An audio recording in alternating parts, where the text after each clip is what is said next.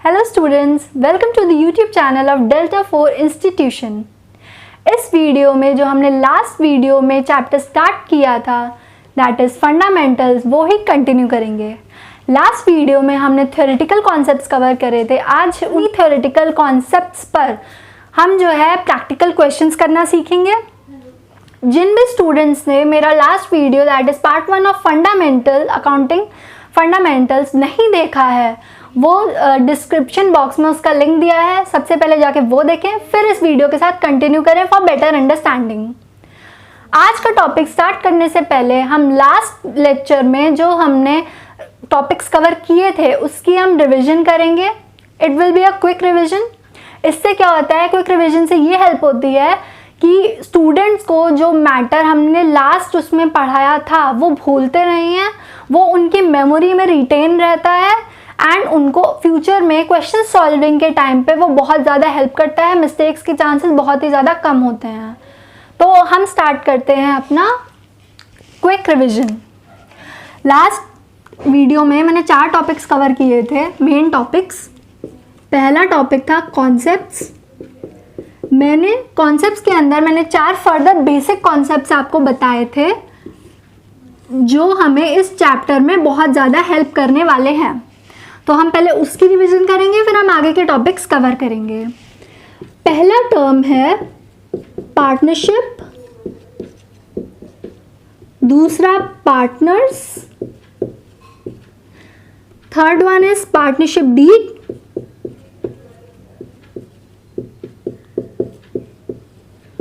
Fourth and the last one is profit sharing ratio. So now what is partnership. मैंने आपको last video में बताया था कि जब 2 या 2 से ज़्यादा लोग एक साथ आते हैं बिजनेस करने के पर्पस से तो हम उसको कहते हैं पार्टनरशिप। ना हुआ पार्टनर्स, जो लोग पार्टनरशिप फर्म के मेंबर्स होते हैं, यानी कि जो लोग साथ में आते हैं पार्टनरशिप बनाने के लिए, उन्हें हम कहते हैं partners. Okay. Third term is partnership deed. जब हमारी पार्टनरशिप स्टार्ट होती है, जब 2 या 2 से ज़्यादा लोग आपस में आते हैं तो बिजनेस करने के पर्पस से, तो वो एक पॉइंट्स एजेंडा डिस्कस करते हैं, कुछ पॉइंट्स डिस्कस करते हैं जिसके बेसिस पे उनका बिजनेस जो है वो आगे चलेगा। ठीक। तो वो पॉइंट्स, वो एग्रीमेंट अगर रिटन फॉर्म में होता है तो हम उसको कहते हैं पार्टनरशिप डीड। रिटन एग्रीमेंट का जो रिटन एग्रीमेंट जो कि हम पार्टनरशिप करने के लिए बनाते हैं उसको एक टेक्निकल वर्ड दे रखा है, सिंपल है, पार्टनरशिप डीड। फोर्थ और जो लास्ट टर्म है वो है प्रॉफिट शेयरिंग रेशियो। जब भी लोग साथ आते हैं बिजनेस करने के पर्पस से तो वो बिजनेस जो होता है वो एक मोटिव के लिए किया जाता है। वो मोटिव होता है प्रॉफिट, लेकिन प्रॉफिट अर्न करने के लिए कभी कभार लॉस भी हो जाता है। तो उस प्रॉफिट या फिर लॉस को कितने हिस्सों में किसका कितना हिस्सा होगा, किस रेशियो में बांटा जाएगा, उसको हम कहते हैं प्रॉफिट शेयरिंग रेशियो। तो फर्स्ट टॉपिक हमारा जो कि है कॉन्सेप्ट्स, वो यहीं पे कंप्लीट होता है। सेकेंड टॉपिक जो हमने लास्ट वीडियो में किया था वो था registration for partnership.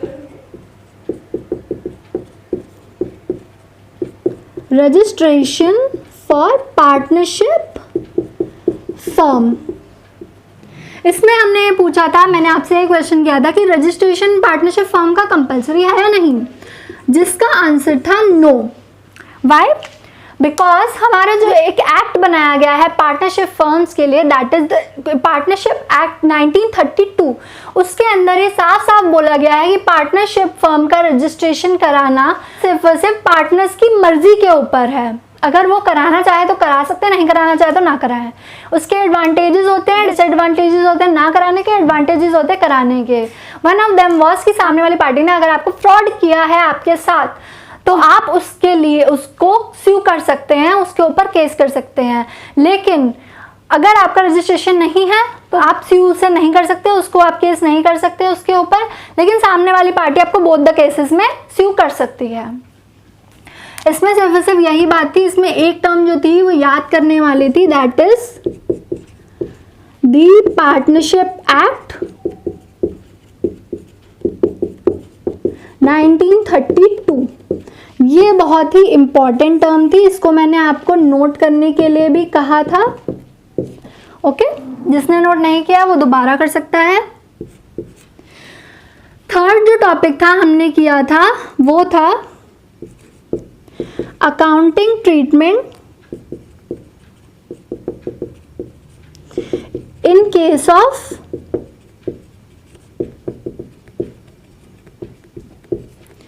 absence of a partnership deed।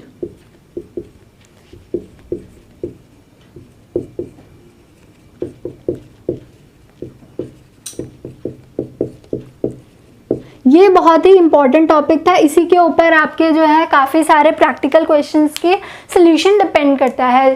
Partnership deed ना होने का मतलब ये है कि उनके अंदर उनके पार्टनरशिप में एग्रीमेंट तो है लेकिन वो रिटन ना होके ओरल है, ठीक है।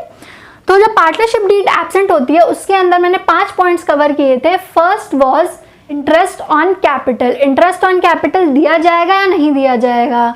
इंटरेस्ट ऑन कैपिटल क्या होता है वो लास्ट वीडियो में मैंने एक्सप्लेन कर दिया था, उसके लिए आप लास्ट वीडियो चेक कर लीजिए, जिसको ना याद हो दोबारा देख लीजिए। तो आईओसी का मतलब क्या होता है? IOC stands for interest on capital. तो अगर पार्टनरशिप डीड नहीं है तो हम आईओसी नहीं देंगे। सेम होता है आईओडी के साथ। IOD stands for interest on drawings. अगर पार्टनरशिप डीड नहीं है तो कोई इंटरेस्ट ऑन ड्राइंग्स बिजनेस जो है वो कलेक्ट नहीं करेगा, 0%। थर्ड है हमारा प्रॉफिट। प्रॉफिट शेयरिंग रेशियो कितना रहेगा? जब भी आपका, ये बहुत इंपॉर्टेंट पॉइंट है कि जब भी आपका पार्टनरशिप डीड नहीं है या फिर क्वेश्चन में हमारा प्रॉफिट शेयरिंग रेशियो मिसिंग है तो हम मान लेंगे कि सारे पार्टनर्स में profit and loss equally distribute होता है। फोर्थ पॉइंट है तुम्हारा इंटरेस्ट ऑन पार्टनर्स लोन। तो उसका मैंने बताया था कि इंटरेस्ट ऑन पार्टनर्स लोन हमेशा पार्टनरशिप डीड के एब्सेंस में 6% पर एनम लिया जाएगा। ओके, लास्ट पॉइंट है हमारा रेम्यूनरेशन। रेम्यूनरेशन क्या होता है उसके लिए आप लास्ट वीडियो चेक कर लीजिए। रेम्यूनरेशन, अगर हमारी पार्टनरशिप डीड एब्सेंट है तो उस केस में रेम्यूनरेशन भी है वो भी 0 हो जाएगा। 3 चीज़ें 0 हो गई, 2 चीज़ों में आपको याद करना पड़ेगा, सिंपल एज दैट। फोर्थ और जो लास्ट टॉपिक हमने कवर किया था वो था P&L appropriation account. Now what is P&L appropriation account? P&L appropriation account का मतलब मैंने आपको बताया था कि जब हम पार्टनरशिप फर्म्स के फाइनल अकाउंट्स बनाते हैं तो उस केस में हमारे जो फाइनल अकाउंट्स हैं वो थोड़े बढ़ जाते हैं। हम ट्रेडिंग बनाते हैं, पीएल बनाते हैं, पीएल के बाद हम डायरेक्ट बैलेंस शीट नहीं बना सकते, जैसे हमने 11 में सीखा था सोल प्रोप्राइटर के कॉन्सेप्ट में। पार्टनरशिप के उसमें 2-3 स्टेप बढ़ जाते हैं तो उसमें पीएल के बाद हमारा आता है पीएल एप्रोप्रिएशन। पीएल में आपका नेट प्रॉफिट जितना भी बिजनेस ने अर्न किया वो आ गया। पीएल एप्रोप्रिएशन में नेट प्रॉफिट को हम डिस्ट्रीब्यूट करते हैं बिटवीन द पार्टनर्स। सबसे पहले उनको सैलरी, उनकी रेम्यूनरेशन वगैरह वगैरह सब कुछ दिया जाता है, आईओसी दिया जाता है, आईओडी उनसे लिया जाता है इनकेस अगर है कोई पार्टनरशिप डीड में लिखा है तो, और अगर नहीं है तो स्ट्रेट अवे प्रॉफिट डिस्ट्रीब्यूट कर दिया जाता है। लास्ट वीडियो में हमने जो था इसका फॉर्मेट सीखा था कि कैसे जो है क्या क्या उसमें आता है, टी फॉर्मेट शेप में बनता है वो, टी फॉर्मेट में क्या क्या चीज़ें उसमें लिखनी होती हैं, क्या क्या इंपॉर्टेंट होती हैं। आज हम उसके ऊपर एक प्रैक्टिकल क्वेश्चन करेंगे। तो हमारी आज की जो टॉपिक्स हैं उसकी क्लास अब से शुरू हो रही है। तो सबसे पहले मैं आपको क्वेश्चन डिक्टेट कर देती हूँ जिससे कि हमें सॉल्विंग में कोई प्रॉब्लम ना हो। So the question is Sharma and Verma वह पार्टनर्स इन अ फर्म। ये आप सबको नोट करना है बिकॉज ये जो क्वेश्चंस और इलस्ट्रेशन में कराने जा रहे हैं वो डायरेक्ट टू द पॉइंट है, जो कि आपको डायरेक्टली टॉपिक अंडरस्टैंड कराएंगे। प्रैक्टिस के लिए जो भी आपके पास बुक्स हैं आप उनके क्वेश्चन सॉल्व करेंगे, लेकिन ये क्वेश्चन भी आपको साथ ही साथ नोट करने हैं। Sharma and Verma were partners in a firm sharing profits in the ratio of 4:1। The capital on 1st April 2008 were Sharma 5 lakhs and Verma 1 lakhs. The partnership deed provided that Sharma will get a commission of 10% of the net profit after allowing a salary of 5,000 per month to Verma. The profit of the firm for the year ended 31st March 2009 was 2,80,000. Prepare P&L appropriation account of Verma and Sharma. अब हम सीखेंगे कि board में हमारी जो है question की presentation कैसे होगी। सो ये था हमारा क्वेश्चन नंबर 1 ऑफ फंडामेंटल्स। सबसे पहली चीज़ क्या होती है, जब भी आप क्वेश्चन पेपर आपके पास आता है, आपको 15 मिनट का टाइम दिया जाता है कि आप जो है अपना उस क्वेश्चंस को पढ़ो। उस टाइम में हमको क्या करना है, सबसे पहले सबसे इम्पॉर्टेंट चीज़ जो होती है अकाउंट्स में, जिसमें मैक्सिमम बच्चे जो होते हैं वो जिस वजह से गलती करते हैं, वो चीज़ ये होती है कि वो लोग क्वेश्चन कभी भी ढंग से नहीं पढ़ते हैं। जो स्टूडेंट क्वेश्चन अपना ढंग से पढ़ ले तो उसकी गलती करने के चांसेस बहुत ही ज़्यादा कम हो जाते हैं। So the first prior and the most important thing at the time of examination is question reading. Question reading आपको एकदम प्रॉपर, एकदम अच्छे से करनी है, जिससे कोई चीज़ छूटे ना। दूसरी चीज़ ये होती है कि बच्चे जो होते हैं इनकम्प्लीट क्वेश्चन करते हैं, they see the question paper, they are like हाँ ये तो मुझे आता है, and them is the most important hint. ठीक, सबसे पहले हम क्या करेंगे, अपने क्वेश्चन की एक एक चीज़ पढ़ेंगे, जो चीज़ हमें इम्पॉर्टेंट लगेगी उसको हम हल्का सा अंडरलाइन कर लेंगे, ताकि जब हम क्वेश्चन सॉल्व करें उस टाइम पे उस चीज़ पे हमारा सबसे ज़्यादा फोकस जाए और वो चीज़ हमसे छूटे ना। ठीक, दूसरी चीज़ ये होती है, क्वेश्चन सॉल्व करते टाइम हम सबसे पहले क्या करते हैं, हम अपनी आंसर शीट पे जो भी हमको क्वेश्चन में इंफॉर्मेशन दी गई है, सबसे पहले हम उसको एज इट इज़ कॉपी करते हैं। इन्फॉर्मेशन मतलब रेलेवेंट इन्फॉर्मेशन, वो आलतू फालतू की नहीं कि हाँ ये पार्टनर है वगैरह वगैरह। थ्योरेटिकल चीज़ आपको क्वेश्चन कॉपी नहीं करना है, आपको जो आपके क्वेश्चन से रिलेटेड है, जो आपको क्वेश्चन में काम आने वाली है चीज़, वही करनी है। सबसे पहले हम अपना क्या कर लेते हैं, हमने क्वेश्चन अच्छे से पढ़ लिया, कंप्लीट कर लिया। अब हम क्या करेंगे, हमारा नेक्स्ट स्टेप है information given in the question, उसे हम अच्छे से कॉपी करें। तो शर्मा एंड वर्मा है, उनका PSR क्या होगा, PSR that is profit sharing ratio. यहाँ पे PSR मैंने शॉर्ट फॉर्म लिखा है, आप लोग पूरी फुल फॉर्म लिखेंगे। फुल फॉर्म के नंबर होते हैं एग्जाम में, शॉर्ट फॉर्म के नंबर काट लिए जाते हैं। शर्मा इज टू वर्मा, इसका मतलब ये है कि इनका प्रॉफिट शेयरिंग रेशियो क्या है, वो दे रखा है सबसे पहले 4:1। ठीक, फिर दे रखा है देयर कैपिटल ऑन 1 अप्रैल 2008। यहाँ पे हम सीखेंगे कि हम क्वेश्चंस कैसे इंटरप्रेट करेंगे। उनकी कैपिटल जो है 1 अप्रैल 2008, हमारा फाइनेंशियल ईयर कब स्टार्ट होता है, 1 अप्रैल को स्टार्ट होता है, 31 मार्च को एंड होता है। हमारा ईयर कौन सा है, हमें क्वेश्चन में दे रखा है कि हमें profit for the firm year ended 31 मार्च 2009।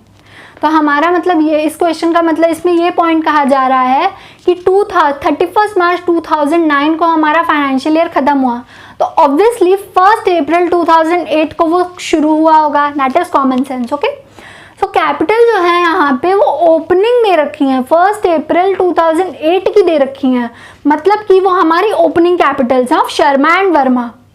ये इंटरप्रिटेशन बहुत ज़्यादा इम्पॉर्टेंट है while solving the question of accounts. जिस बच्चे को ये सारे स्टेप्स आराम से आ जाएं, मैक्सिमम क्वेश्चंस वो लोग बिना गलती के सॉल्व कर लेंगे। अकाउंट्स में रट्टा नहीं मारना है, आपका कॉन्सेप्ट क्लियर होना चाहिए और आपकी अंडरस्टैंडिंग क्लियर होनी चाहिए, इंटरप्रिटेशन क्लियर होनी चाहिए। कोई भी बच्चा आराम से 90 स्कोर कर सकता है in accounts, it's a very easy subject. So next क्या है, हमारा ओपनिंग कैपिटल दे रखी है, ओपनिंग कैपिटल्स शर्मा की एंड वर्मा की। इसकी कैपिटल शर्मा की है 5 लाख, वर्मा की है 1 लाख। अब एक और इम्पॉर्टेंट पॉइंट, जब भी आप क्वेश्चन लिखेंगे तो ऐसी जहाँ रुपीज़ वाला, डॉलर वाली वैल्यूज़ जो आएंगी, यहाँ पे हमेशा उसका साइन देना बहुत इम्पॉर्टेंट है। ओपनिंग कैपिटल रुपीज़ में है तो आगे मैंने रुपीज़ लिखा है, देन 5 लाख शर्मा की एंड वर्मा की 1 लाख रुपीज़। अगली बात क्वेश्चन में बोली गई है, पार्टनरशिप डीड में हम क्या क्या लिखा है। कमीशन लिखा है 10% of the net profit after allowing a salary of 5,000 per month to Verma. इस सेंटेंस का क्या मतलब है वो जब मैं आपको पेनल एप्रोप्रिएशन अकाउंट बनवाऊंगी मैं तब आपको बताऊंगी। नेक्स्ट चीज़ है the profit of the firm for the year ended 31 March 2009 was 2,80,000। अभी प्रॉफिट कहाँ से आया? प्रॉफिट जो होता है, ये जो प्रॉफिट है ये आपका मतलब है, इसका मतलब है नेट प्रॉफिट जो कि पीएल से आता है। तो यहाँ पे हमको नेट प्रॉफिट जो है वो गिवन है ₹2,80,000। अब हमारा जो है एक स्टेप और कंप्लीट होता है जिसमें हम अपनी जो भी रेलेवेंट इंफॉर्मेशन है जो हमको क्वेश्चन में गिवन है और हम अपने आने वाली सोल्यूशन में यूज़ करने वाले हैं वो हमने कॉपी कर ली है अपनी। अब हम क्या करेंगे, हमें क्वेश्चन में जो बोला गया है अब हम वो करेंगे। सो होप से सबने मेरे साथ कॉपी कर लिया हो। एंड अब हम बनाएंगे पीएल एप्रोप्रिएशन अकाउंट जो कि हमको क्वेश्चन में बोला है करने को।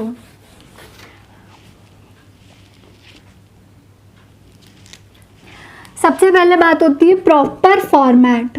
जो भी चीज़ आपको बोली गई है बनाने को, जो भी चीज़ आपको बोली गई है क्वेश्चन में पूछी गई है, उसका प्रॉपर फॉर्मेट होना चाहिए विद हेडिंग्स, हर कॉलम की हेडिंग, और आपका प्रॉपर साइंस एंड आपके डेबिट्स एंड क्रेडिट। सबको पता है कि ये साइड डेबिट होती है, ये साइड क्रेडिट होती है। तो यहाँ के टॉप कॉर्नर पे हम लिख देंगे डेबिट और यहाँ पे टॉप कॉर्नर पे लिख देंगे क्रेडिट।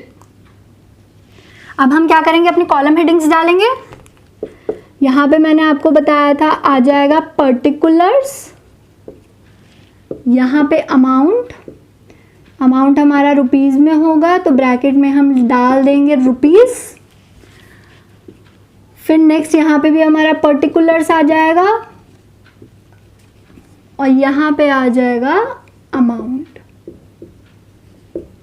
रुपीज़। सबसे पहली चीज़ क्या होती है, सबसे पहली चीज़ जो होती है जब भी हम पीएल एप्रोप्रिएशन अकाउंट बनाते हैं तो हमारा जो भी नेट प्रॉफिट या नेट लॉस जो कि हमको डिस्ट्रीब्यूट करना है उसको हम कॉपी करेंगे। क्योंकि क्वेश्चन में नेट प्रॉफिट है, प्रॉफिट कहाँ आता है, हमेशा credit side. Profits are always credited and losses and expenses are always debited. So हमारा नेट प्रॉफिट है ना कि नेट लॉस, तो यहाँ पे आ जाएगा बाय नेट प्रॉफिट। क्वेश्चन में हमारा नेट प्रॉफिट दे रखा है 2,80,000। हाँ, क्वेश्चन में हमारा नेट प्रॉफिट दे रखा है 2,80,000। अब हमारे बोलते हैं कि क्वेश्चन ने हमको क्या क्या डिस्ट्रीब्यूट करने को कहा है। क्वेश्चन ने बोला है कि शर्मा को 10% कमीशन मिलेगा प्रॉफिट का after allowing a salary of 5,000 per month to Verma. इस सेंटेंस का, इस स्टेटमेंट का मतलब क्या होता है, यहाँ पे क्वेश्चन हमको ये कहने की कोशिश कर रहा है कि शर्मा को 10% प्रॉफिट का कमीशन मिलेगा लेकिन पहले सैलरी वर्मा को दी जाएगी। क्वेश्चन की कंडीशन है, ऐसा पार्टनरशिप डीड में लिखा है, ठीक है। तो सबसे पहले हमको बोला गया है कि अगर आफ्टर और ये बिफोर, इन सब वर्ड्स का बहुत ज़्यादा इंपॉर्टेंस होता है वाइल सॉल्विंग अ क्वेश्चन। यहाँ पे बोला after allowing a salary, after का मतलब क्या है, बाद में। तो पहले क्या अलाउ किया जाएगा, सैलरी। तो सबसे पहले हम क्या करते हैं, हम दे देते हैं सैलरी। तो 2 आ गया सैलरी। सैलरी किसको दी जाएगी, वर्मा को। तो यहाँ पे आ जाएगा वर्मास कैपिटल अकाउंट। अब वर्मास कैपिटल अकाउंट यहाँ पे इसलिए डाला है क्योंकि यहाँ पे हमको ऐसी कोई भी चीज़ नहीं छोड़नी है कि जहाँ से हमारे एग्जामिनर मार्क्स काट पाए। तो यहाँ पे जो भी सैलरी, जो भी उसको इनकम्स दी जाएंगी, उनको चीज़ें दी जाएंगी, इंसेंटिव्स, वो उसकी कैपिटल अकाउंट में डायरेक्टली जाके क्रेडिट होंगे। तो यहाँ पे सबसे पहले हमने ये लिखा कि हम क्या दे रहे हैं, सैलरी दे रहे हैं, किसको दे रहे हैं, वर्मा को दे रहे हैं। कहाँ जाएगी वो, उसके कैपिटल अकाउंट में जाएगी। अब कितनी जाएगी उसका, यहाँ पे हम ब्रैकेट में कैलकुलेशन करेंगे। बोला है 5,000 पर मंथ। 5,000 पर ईयर लिखा होता है, पर एनम लिखा होता है तो हम डायरेक्टली 5,000 लिख देते हैं अपने आउटर कॉलम में। लेकिन लिखा गया है 5,000 पर मंथ। मंथ्स कितने होते हैं, 12। 1 अप्रैल to 31 मार्च, 12 महीने हो गए। तो 5,000 इंटू 12 यहाँ पे आ जाएगा आपका 60,000। 60,000 आपकी सैलरी हो गई। हमें दो ही चीज़ें क्वेश्चन में बोली गई हैं देने को, एक तो salary to Verma and commission to Sharma.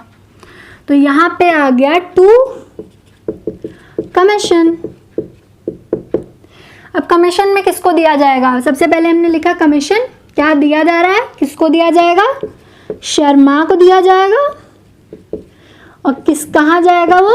उसके कैपिटल अकाउंट में जाएगा। तो यहाँ पे आ जाएगा शर्मास कैपिटल अकाउंट। अब सवाल होता है कि कमीशन दिया कितना जाएगा। क्वेश्चन में बोला गया है कि 10% of the net profit after allowing 5,000 per month salary to Verma.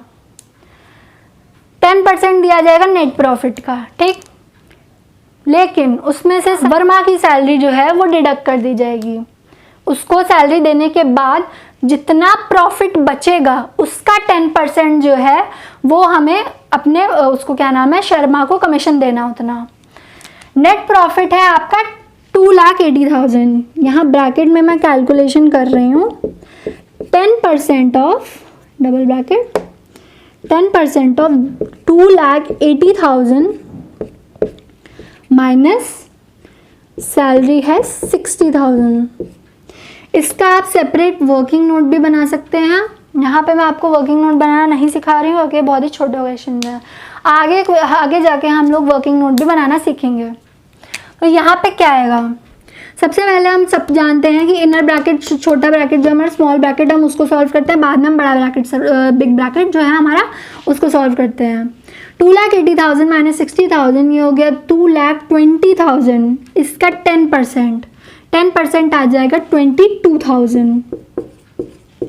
ये आप जब कैलकुलेट करेंगे 2,80,000 में से 60,000 माइनस करेंगे, आ जाएगा 2,20,000। 2,20,000 का 10% जब निकलेगा तो वो आ जाएगा 22,000। तो यहाँ पे आ गया 22,000।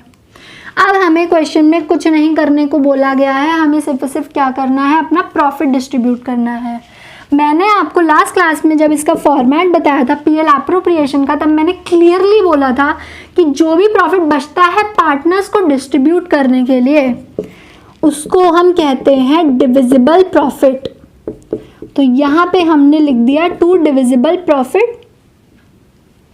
एक चीज़ और, यहाँ पे हमारा सैलरी और कमीशन जो था वो सिर्फ एक को दिया जा रहा था। सैलरी वर्मा को सिर्फ दी गई, कमीशन सिर्फ शर्मा को दिया गया। तो हमने डायरेक्ट आउटर कॉलम में लिख दिया। लेकिन अगर किसी दोनों को ही दिया जा रहा होता तो पहले हम इनर कॉलम में लिखते, फिर उसका टोटल जो है वो अमाउंट कॉलम में लिखते।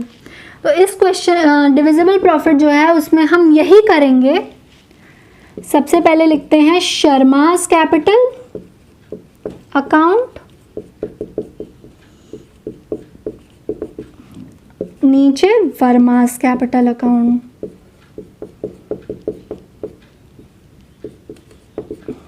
ठीक, अब इनका प्रॉफिट शेयरिंग रेशियो क्या है? दोनों का प्रॉफिट शेयरिंग रेशियो 4:1 है। लेकिन सबसे पहले हम ये देखे जाएंगे जो हमारा डिविजिबल प्रॉफिट कितना आएगा जिसको हम 4:1 में डिस्ट्रीब्यूट करेंगे। सो 2,80,000 माइनस 60,000 माइनस 22,000 ये आ जाएगा आपका 1,98,000। ओके, इसको जो है जब ये 1,98,000 जो आया, अब इसको हम डिस्ट्रीब्यूट करेंगे 4:1 में। तो शर्मा के में आ जाएगा 1,58,400 एंड वर्मा के में आ जाएगा 39,600। इसी के साथ यहाँ पे हम डबल लाइन करके इसका टोटल कर लेंगे और इसी के साथ ये क्वेश्चन हमारा यहीं पे ख़त्म होता है।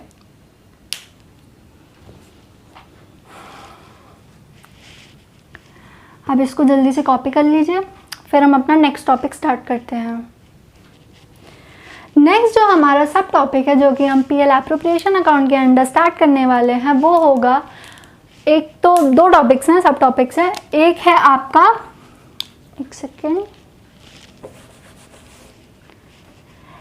एक है आपका चार्ज अगेंस्ट प्रॉफिट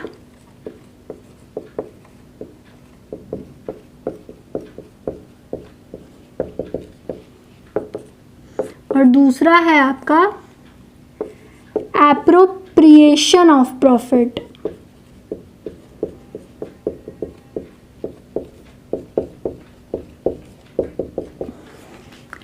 इन दोनों टर्म्स का मतलब हमको समझना पड़ेगा क्योंकि ये बहुत ज़्यादा इंपॉर्टेंट है हमारे 12th के सिलेबस में।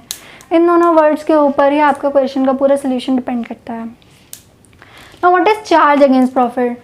कुछ चीज़ें ऐसी होती हैं जिनको देना बिजनेस को के लिए कंपल्सरी एक्सपेंस होता है, उसको बिजनेस टाल नहीं सकता, उसके बिना उसका बिजनेस चल ही नहीं सकता। ठीक, वो होते हैं चार्ज अगेंस्ट प्रॉफिट। ठीक, कुछ चीज़ें ऐसे होती हैं जो कि बिजनेस के ऊपर ऑप्शनल होती हैं कि वो करना चाहे तो करे, नहीं करना चाहे तो वो ना करे, वो होते हैं appropriation of profit. Charge against profit हमेशा कंपल्सरी होते हैं देना, चाहे आपका बिजनेस लॉस में भी चला जाए। ओके, सो चार्ज अगेंस्ट प्रॉफिट का एक बेस्ट एग्जांपल होगा इंटरेस्ट ऑन लोन। बिजनेस ने लोन लिया, पार्टनरशिप फर्म ने लोन लिया, हमारे पार्टनर्स ने, अब उनको क्या करना है, हर साल उसके ऊपर कुछ इंटरेस्ट देना है जो भी उनका तय हुआ हो। अगर हमारा बिजनेस लॉस में भी जाएगा तो भी ये क्या नाम है, तो भी यह इंटरेस्ट जो है वो आपको देना ही पड़ेगा, चाहे आपका लॉस हो रहा है तो भी। वहाँ पे जो बैंक में है, जो बैंक जिसने हमें लोन दिया, वो ये नहीं देखेगा कि बिजनेस का लॉस हो रहा है, कुछ भी हो रहा है, वो सिर्फ क्या डायरेक्ट करेगा, उसको इंटरेस्ट चाहिए बस। तो ये एग्जांपल है चार्ज अगेंस्ट प्रॉफिट का। एप्रोप्रिएशन ऑफ प्रॉफिट का मतलब क्या है? हमने अभी पीएल एप्रोप्रिएशन के फॉर्मेट में सीखा था कि हमारे जो आईओसी, आईओडी तो नहीं, आईओडी हम उससे लेते हैं पार्टनर से, आईओसी, सैलरी, कमीशन वगैरह, ये सब क्या है, एप्रोप्रिएशन ऑफ प्रॉफिट है। पार्टनर्स को देने हैं लेकिन तभी देंगे जितना प्रॉफिट हुआ है। एक और केस बनता है कि प्रॉफिट तो है लेकिन वो एप्रोप्रिएशन से कम है। सपोज फॉर एग्जांपल कि हमें सैलरी जो देनी है वो बनती है आपकी 60,000, ओके, एंड प्रॉफिट हुआ ओनली 50,000। तो उस केस में क्या होगा? उस केस में हम लोग क्या करेंगे कि हम जो है सैलरी जिसको देनी है हम 50,000 देंगे। हम ये नहीं करेंगे कि 60,000 दी है, 60,000 हमने डिस्ट्रीब्यूट कर दी एंड फिर हम अपने 10,000 का लॉस डिस्ट्रीब्यूट कर दिया। This is not the thing. हाँ, हमें क्या करना है कि 50,000 की प्रॉफिट आए, 50,000 की उसको सैलरी दे दी, देन हमारा जो प्रॉफिट होगा वो ज़ीरो हो जाएगा, नो प्रॉफिट नो लॉस वाली सिचुएशन आ जाएगी। ठीक, और अगर प्रॉफिट नहीं है, मतलब लॉस है, तो वो जो है कुछ भी नहीं दिए जाएंगे इंसेंटिव्स पार्टनर को। ओके, सवाल आता है कि इंटरेस्ट ऑन पार्टनर्स लोन, ये हमारा चार्ज अगेंस्ट प्रॉफिट में आ जाएगा या फिर एप्रोप्रिएशन ऑफ प्रॉफिट आ जाएगा? अगर हम बाहर से लोन लेते उसको भी इंटरेस्ट देना पड़ता, लेकिन हमने पार्टनर को लोन दिया, इसका मतलब ये नहीं कि वह एप्रोप्रिएशन ऑफ प्रॉफिट हो गया। बाहर से लोन लेते अगर तो हमें उसको भी इंटरेस्ट पे करना होता, तो ये जो है वो भी चार्ज अगेंस्ट प्रॉफिट हो गया। अब इंटरेस्ट ऑन पार्टनर्स लोन भी चार्ज अगेंस्ट प्रॉफिट हो जाएगा। चाहे लॉस हो जाए, कुछ भी हो जाए, आपको पार्टनर के लोन के ऊपर इंटरेस्ट देना है, प्रोवाइड करना है। ठीक, ये बहुत ही इम्पॉर्टेंट टर्म्स हैं दोनों जो आज हमने सीखी हैं। इसके ऊपर अब हम क्या करेंगे, क्वेश्चन करेंगे इस चीज़ को बेटर अंडरस्टैंडिंग के लिए। ये क्वेश्चन है जिसके अंदर मैंने आपको बताया था कि अगर एप्रोप्रिएशन जो है, हमारे जो एक्सपेंसेस हैं वो ज़्यादा होंगे अगर अवेलेबल प्रॉफिट से, उसका हम क्वेश्चन करेंगे। और ऐसे क्वेश्चन चार्ज वाले तो हमको आगे बहुत सी देखने को मिलेंगे। तो पहले हम एप्रोप्रिएशन वाला कर लेते हैं क्योंकि ये बहुत ज़्यादा इंपॉर्टेंट है। So the question is X and Y are partners sharing profits and losses in the ratio of 3:2. X is a non-working partner and contributes 20 lakh as his capital. Y is a working partner of the firm.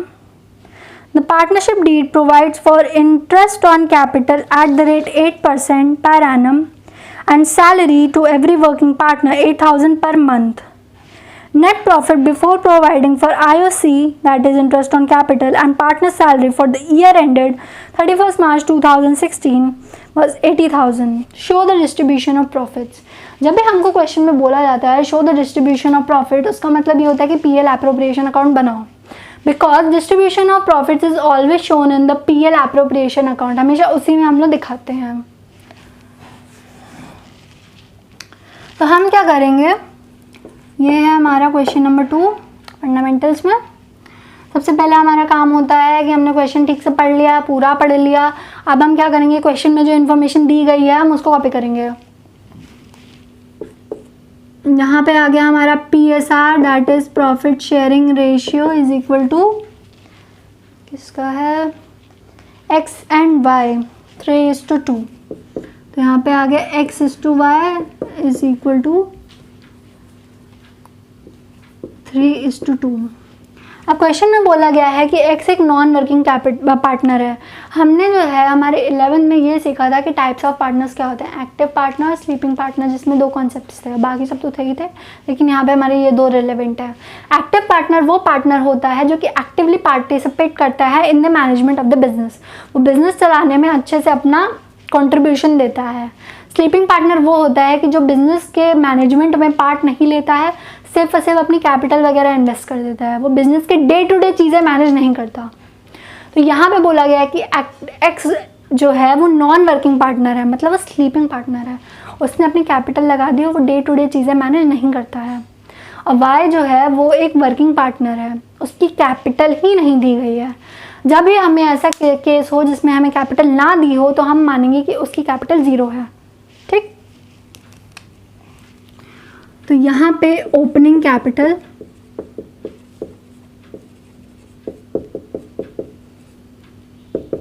X की ही है, तो यहाँ पे हम आगे लिख देते हैं X is opening capital ₹20 lakhs।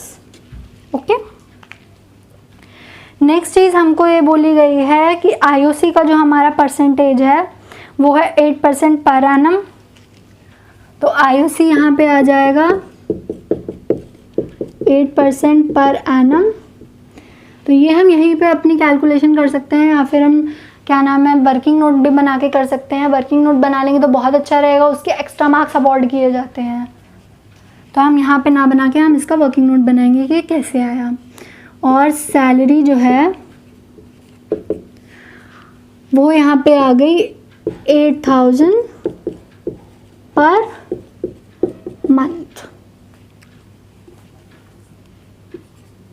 Okay, अब क्या बोला गया है कि नेट प्रॉफिट जो है वो हमारा 80,000 है, तो यहाँ पे ये भी लिख लेते हैं, net profit is equal to ₹80,000। यहाँ पे हमारा उसका क्वेश्चन का एक और स्टेप का कंप्लीट होता है, that is copy all the information given in the question.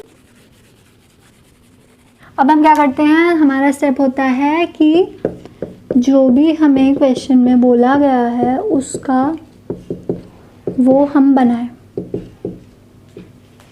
यहाँ पे आ गया PL एप्रोप्रिएशन अकाउंट, ये हम बना लेंगे। यहाँ पे हमारा P&L एप्रोप्रिएशन अकाउंट बहुत ही छोटा रहेगा, तो हम देखते हैं, चलो आगे क्या करना है। सबसे पहले हम अपनी चीज़ें कर लें, डेबिट, यहाँ पे आ गया क्रेडिट, यहाँ पे आ गया पर्टिकुलर्स, यहाँ पे आ गया अमाउंट रुपीज़,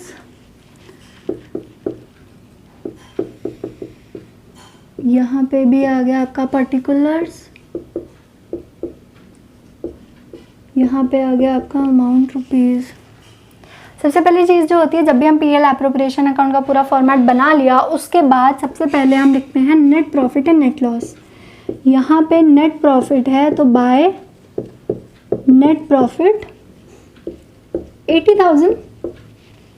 ओके, अब हम क्या करेंगे, हम जो है सबसे पहले हमें कुछ नहीं बोला कि सैलरी पहले देनी है, IOC पहले देनी है, तो हम अपने हिसाब से कुछ भी दे सकते हैं। ओके, तो यहाँ पे हम क्या करेंगे, सबसे पहले हम लिख देते हैं टू IOC। ये मैंने शॉर्ट फॉर्म लिखी है, आप लोग फुल फॉर्म लिखेंगे। यहाँ पे आ गया एक्सेस कैपिटल अकाउंट। अब इसका कैलकुलेशन 8% ऑफ 20 lakhs, ये आ गया आपका 1,60,000। फिर हम लिखेंगे to salary Y's capital account 8,000 per month, ये आ जाएगी आपकी 1,08,000। अब ये बात है देखने की, 1,60,000 यहाँ पे हमको दे रखा है, 1,08,000, लेकिन हमारा नेट प्रॉफिट वो सिर्फ और सिर्फ 80,000 है। हाँ, अब हम इस केस में क्या करेंगे? हमको अब हमको क्या बोला गया है कि किसी को भी पहले नहीं देना, कि जहाँ पे हम अपनी मर्जी को दे सकते हैं, तो दोनों को देना इम्पॉर्टेंट है। अब ये बात है कि हम कितना अमाउंट दोनों को देंगे, ठीक। अब इसके लिए ये बहुत इम्पॉर्टेंट क्वेश्चन है, और ये जो है हमारे एग्ज़ाम में फ्रीक्वेंटली पूछा जाता है। तो इसके लिए अब हम क्या करेंगे, एक वर्किंग नोट बनाएंगे, ठीक है। यहाँ पे हम क्या करेंगे, यहाँ पे कैलकुलेशन हमको मैंडेटरी नहीं है, ये मैंने आपको सिखाने के लिए किया था। ये चीज़ हम पार्ट जो है वो हम उसमें कवर करेंगे वर्किंग नोट में। तो मैं यहीं पे ख़त्म कर देती हूँ इसको। यहाँ पे लिख देते हैं सैलरी, फाइल्स, कैपिटल अकाउंट। हम सबको पता है कि इन दोनों के बीच में ऐसे डिस्ट्रीब्यूट हमको अमाउंट करने हैं जिससे कि हमारा नो लॉस आ जाए, तो हमारा प्रॉफिट तो कुछ बचेगा ही नहीं ऑब्वियसली। तो प्रॉफिट के लिए हमको जगह नहीं छोड़नी है, यहीं पे ख़त्म कर देना है। अब हम क्या करेंगे, अपना अकाउंट यहीं पे क्लोज कर देंगे, और यहाँ पे हम अपना वर्किंग नोट बना लेंगे। जैसे मैथ्स में हम सब लोग रफ नोट बनाते थे ना, वैसे ही अकाउंट्स में बनता है वर्किंग नोट, लेकिन इस वर्किंग नोट के आपके मार्क्स होते हैं, ठीक। वर्किंग नोट नंबर 1, वैसे एक ही वर्किंग नोट बनाना है। सबसे पहले लिखते हैं कि आयु से कितना हमको देना है। यहाँ पे लिख देंगे एक्सेस IOC 8% ऑफ 20 lakhs। ये आ गया आपका 1,60,000, आगे रुपीस का साइन ज़रूर लगाना। वाइस सैलरी,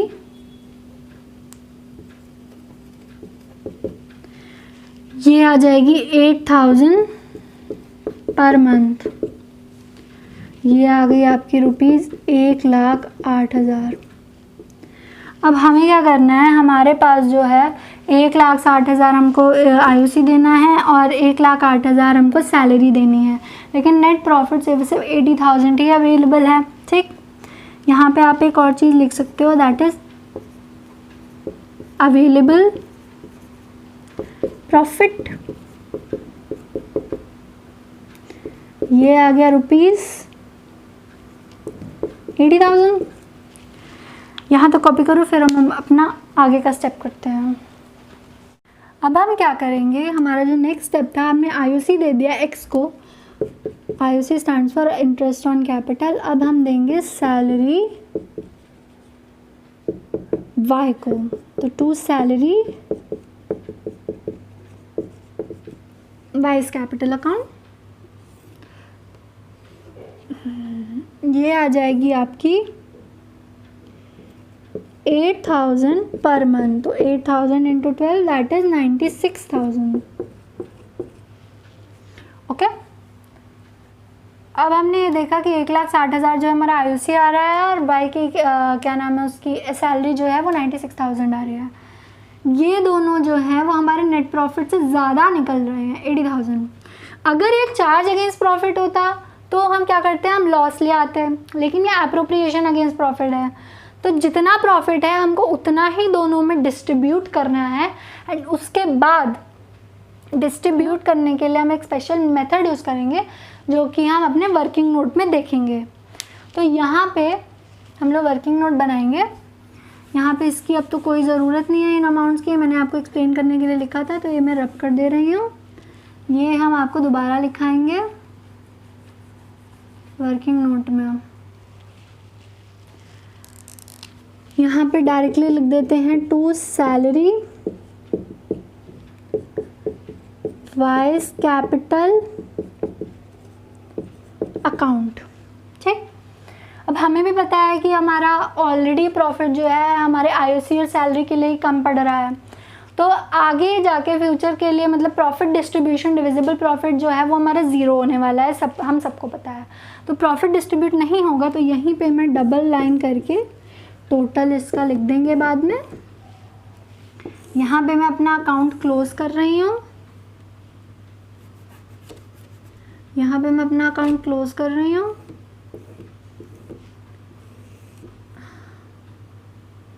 जो तीसरी लाइन मैंने खींची है अकाउंट क्लोजिंग की लाइन है। अब हम वर्किंग नोट बनाएंगे। वर्किंग नोट जो है वो अकाउंट्स के लिए बहुत इंपॉर्टेंट होता है। जैसे मैथ्स में रफ नोट होता है वैसे ही अकाउंट्स में वर्किंग नोट होता है। इसके ऊपर आपके काफ़ी नंबर टिके होते हैं। सबसे पहले क्या है, हम कि दिखाएंगे वर्किंग नोट में हर चीज़ प्रॉपर फॉर्मेट से होती है। हम क्या करेंगे, सबसे पहले ये दिखाएंगे कि IOC कितना बनता था। तो यहाँ पे आ जाएगा एक्सेस IOC, मैं शॉर्ट फॉर्म लिख रहा हूँ, आप लोग फुल फॉर्म लिखेंगे। एक्सेस इंटरेस्ट ऑन कैपिटल, ये आ जाएगा 8% ऑफ 20 lakhs, ये आ गया ₹1,60,000। अब आ जाएगा आपका वाइस सैलरी, ये आएगी आपकी 8,000 पर मंथ, ये आ गया आपका 96,000। ओके, एंड अवेलेबल प्रॉफिट्स क्या हैं वो भी लिख दें। Available profit ₹80,000। अब हमें ये निकालना है कि हमको x को कितना देना है, y को कितना देना है। ठीक, इसको कॉपी कर लीजिए, फिर मैं इसे रब कर देती हूँ क्योंकि हमारे पास स्पेस नहीं है, अकाउंट हम रब नहीं कर सकते। मैं यहाँ पर रब कर रही हूँ। इसके आगे ये तीनों लाइन जब हमने लिख ली, अब हम क्या करेंगे, अब हम IOC कैलकुलेट करेंगे कि x को हमको कितना देना है। तो IOC to be given to x, यहाँ पे कितना आएगा। अब यहाँ पे ट्रिक क्या होती है, आपको यहाँ पे यूनिटरी मेथड लगाना है। ठीक, वो हम देखेंगे कि यहाँ पे यूनिटरी मेथड कैसे लगेगा। हमको क्या निकालना है, IOC निकालना है। ठीक, हमारे पास कितना अमाउंट अवेलेबल है, 80,000। सबसे पहले यहाँ पे लिखेंगे 80,000, IOC निकालना है। ठीक, IOC हमारा x का कितना बनता है, 8% ऑफ 20 lakhs, दैट इज 1,60,000। 80,000 हमारे पास प्रॉफिट अवेलेबल है, 1,60,000 हमको x का हमारा IOC बनता है। अब सवाल आता है यहाँ पे न्यूमरेटर में, तो 1,60,000 आ गया IOC जो कि हमको x को देना है, लेकिन डिनोमिनेटर में कितना आएगा, यहाँ पे डिनोमिनेटर में आएगा x और y की IOC प्लस सैलरी। उन दोनों का समेशन यहाँ पे हमें लिखना है कि इतना हमको देना था दोनों का मिला के, जिसमें से x का हिस्सा इतना होगा, लेकिन हमारे पास प्रॉफिट्स कम होने की वजह से वो सिर्फ 80,000 ही है, तो इसका प्रोपोर्शन हम निकालेंगे। ये थोड़ी टेक्निकल लैंग्वेज हो गई। इजी लैंग्वेज में बोले तो अवेलेबल प्रॉफिट्स इनटू जितना x का हिस्सा अपॉन टोटल कितना देना था। ठीक, ये है हमारा यूनिटरी मेथड। अब यहाँ पे हम क्या करेंगे, 1,60,000 प्लस 96,000 जो कि आ जाएगा आपका 2,56,000। जब हम इस पूरे को सॉल्व करेंगे तो हमारा आ जाएगा 50,000। सेम हम y के साथ करेंगे।